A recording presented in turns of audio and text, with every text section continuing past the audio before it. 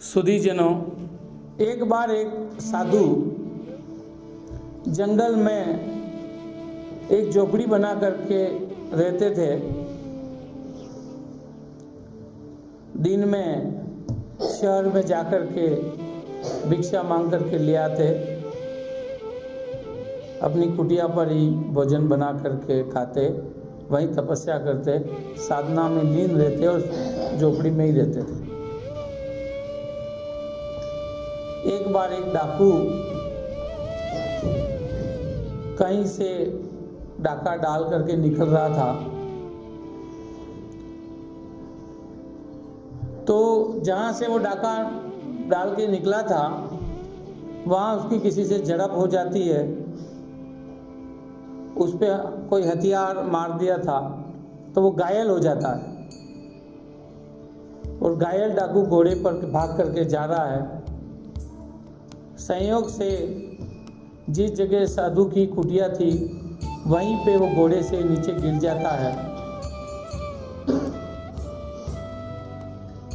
वो मुश्किल से उठता है, वो घायल होता है और देखता है कि यहाँ कोई सहायता नहीं मिल सकती, तो उसे दूर से दिखता है कि यहाँ एक झोपड़ी दिख रही है, उसमें एक दीपक जल रहा है। तो उस झोपड़ी में सहयोग मांगने के लिए उसकी तरफ बढ़ता है। झोपड़ी तक जाने से पहले एक सुरक्षित जगह देख करके खड्डा खोद करके जो उसने धन चुराया था उसको वहीं छुपा देता है।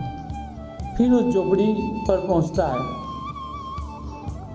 झोपड़ी पर आवाज़ लगाता है तो साधु जो हैं वो अपने झोपड़ी के अंदर बैठे थे और भोजन करने की तैयारी कर रहे थे। वो देखते हैं कि दरवाजे के बाहर कोई है, तो दरवाज़ा खोल करके उस व्यक्ति को अंदर बुलाते हैं, उसके लिए आसन बिछाते हैं और उसको बैठा करके कहते हैं कि हे पथिक, तुम इधर कहाँ रास्ता भूल गए और कहाँ जा रहे थे और यहाँ कैसे आ गए? तो डाकू कहता है कि मैं घायल हो गया था और ये मैं गिर गया था तो अंदर आ गया। साधु कहते हैं कि पहले तुम भोजन कर लो, फिर तुम्हारे घाव का मैं मरहम लगाता हूँ। मैं भी भोजन कर रहा था, तुम भी कर लो। उसको बैठाते हैं, उसको पानी पिलाते हैं एक थाली में,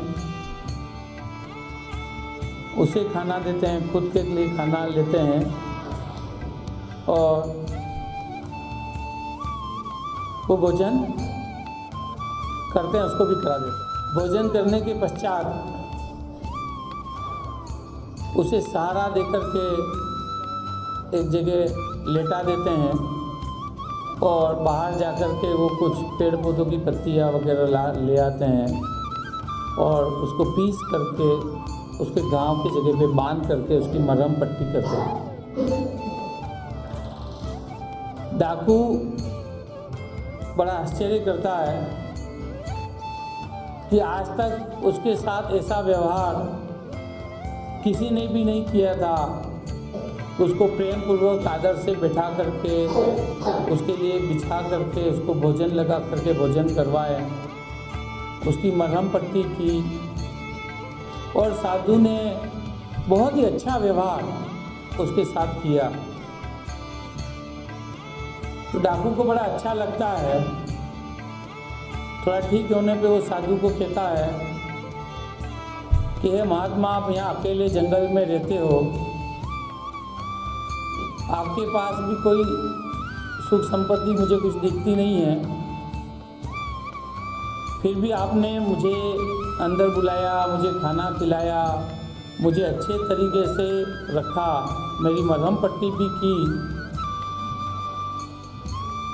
तो आपको धन की लालसा नहीं होती है क्या? तो साधु कहते हैं कि बेटा, धन की लालसा तो उसे हो जिसको जीवन का सत्य पता नहीं हो। धन तो समाप्त होने वाली चीज है,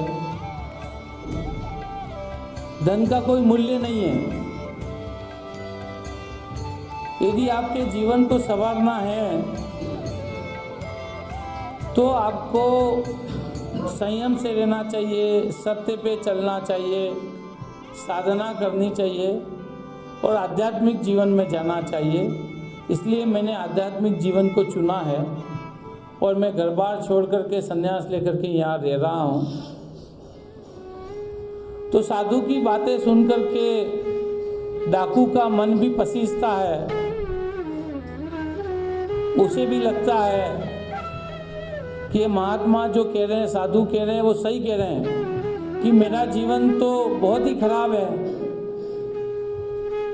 कि मुझे रात के अंधेरे में डाका डालने जाना पड़ता है, वहाँ कई प्रकार के संकट होते हैं, कई प्रकार की समस्या होती हैं, पकड़े जाने का डर रहता है, पकड़े जाने पर सज़ा मिलती है, पुलिस मारती है, बड़ी सज़ा भी मिल सकती है, जंगलों में छुप के रहना पड़ता है, वहाँ समय पे भोजन नहीं मिलता है, परिवार नहीं होता है और बहुत सारी परेशानियों में ही गुजरना पड़ता है।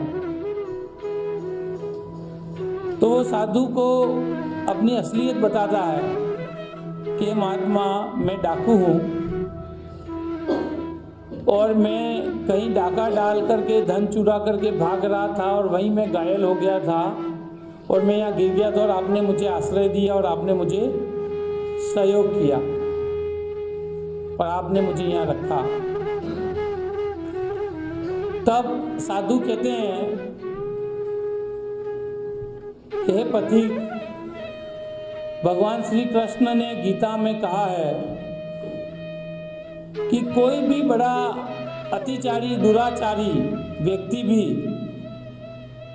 मेरी शरण में आता है और अपने दुराचार के गुणों को, अवगुणों को छोड़ देना चाहता है तो मैं उसे अपनी शरण में ले लेता हूँ, मैं उसे अपना भक्त बना करके उसका जीवन सुधारता हूँ।